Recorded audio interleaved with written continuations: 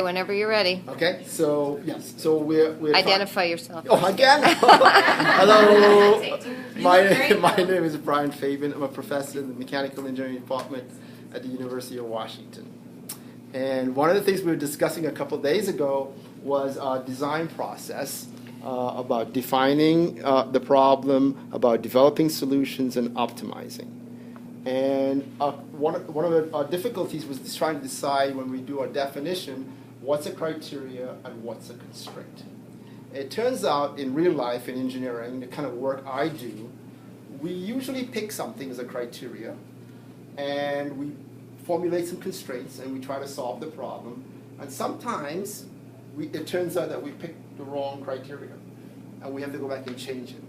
So as educators trying to instruct students at 4th grade level or 5th grade level about this design process, I think it's okay for you to pick something. Pick something as your criteria, pick your constraints, and go through the process. You may want to change. A classic example of that is I work with students who work on vehicles, and you will find that some people manufacture vehicles. They decide that a criteria would be, we want to have a vehicle that can travel 50 miles per gallon. All right? And then there's other companies that decide that their criteria is they want it to cost no more than $20,000. So those are competing things. And whether you pick one to be a criteria or the other to be the criteria, you get different vehicles. It's the difference between the Prius and the Volt. All right? Somebody made a decision as to what they want to have happen. Another thing about the defining process that you have to understand is that many times we are not asking the right questions. So we come up with these criteria, we come up with these constraints based on a particular question, and it may be the wrong question. An example I gave was many years ago I was working on energy storage, flywheel energy storage. And flywheel energy storage devices work by spinning disk. So if you want to store lots of energy, you spin the disk faster. So for many years, I was going down that road where I want to design and build disks that spin faster and faster and faster.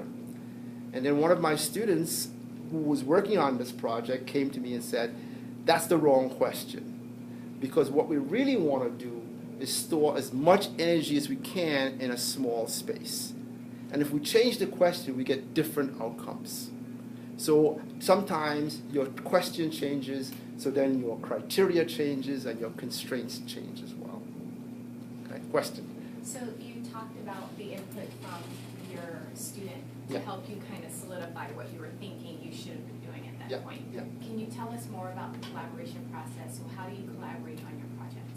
With other colleagues or with students? Oh. So in my group, my research group, I have many students, master's level, PhD level, and undergraduates, and we meet at least weekly discussing different sub-projects that we work on. And all our students have input. One of the particular projects I work on is called EchoCar, and this is a pretty big project. We have students from all across campus. So we not only have engineers working on our team, we have people from the business school, we have people from the information school, we have people doing finance, working collaboratively with the engineers to solve the problem we have. Our particular goal is, we want a car that goes 100 miles per gallon. But we can't really do it. Engineers would like to build all kinds of fancy things, but our business students will tell us, well, you can't afford to do that because you don't have the budget to do it. So we have to work as a team to try and refine this definition and this design process. So it's not just engineers or STEM professionals making the decisions. It's a real collaborative effort involving everybody. When you're trying to design something, do you just work with materials until you come up with something great, or do you write down plans and record your ideas? How does that work? Okay, that's a good one. That's a good question. So, every single student who works in my lab has an engineering notebook, and they write down everything they do. They write down all their processes. They write down how they're thinking about the problems. the potential solutions, we document this. We do lots of writing, and it's one of the things I regret, not taking more writing classes in college.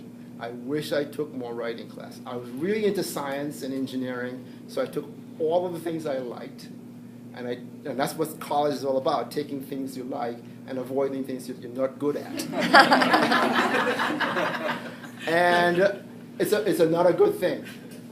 As engineers, as scientists, once we understand the fundamentals of what we do, the next thing we do is write. We write a lot, and so if you're not good at it, it's very painful. Okay, so yeah. Any other questions so far? So let's go back to this a little bit, because people often wonder what happens in the real world, in engineering world, when we go through this design cycle. And what happens when you're a freshly minted engineer, you go to work for a big company like Boeing or Packard, or even a company like Microsoft, is you end up in the optimization box, because you have a lot of good skills, a lot of good knowledge, and what tends to happen is you have a product that the company's already delivering that's already well established, and what they want to do is make it better. So you spend a lot of time doing that optimization phase as a beginning engineer. My very first job as a real engineer was designing products that went on a spacecraft.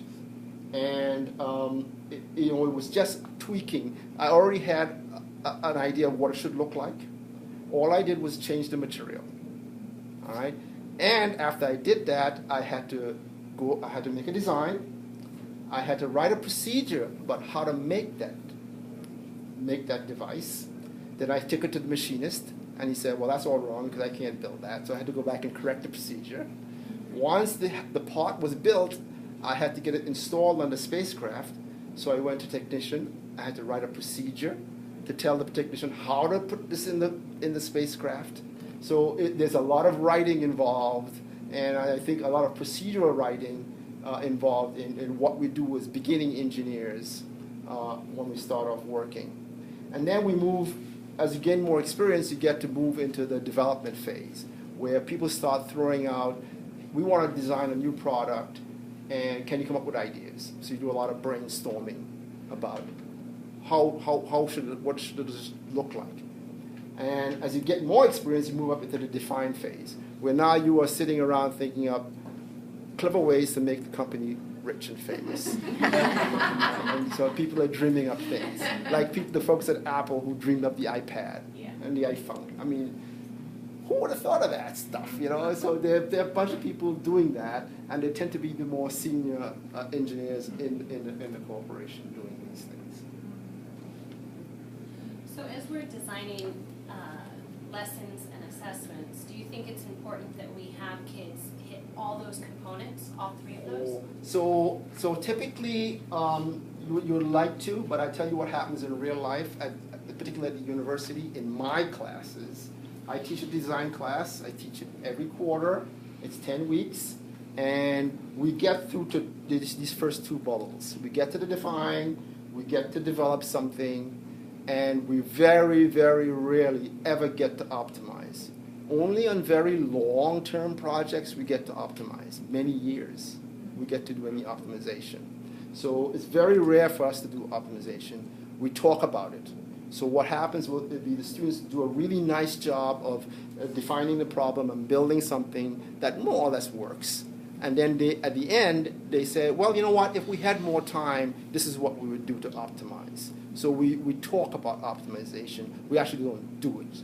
So one of your constraints is time. It's time. Absolutely. Time is a constraint. Constraint a lot. Yeah, I mean, you guys have 2 days, 4 days if you're lucky. I'd be surprised if you get to do any optimization. You can talk about it, but yeah, I think it'll be difficult.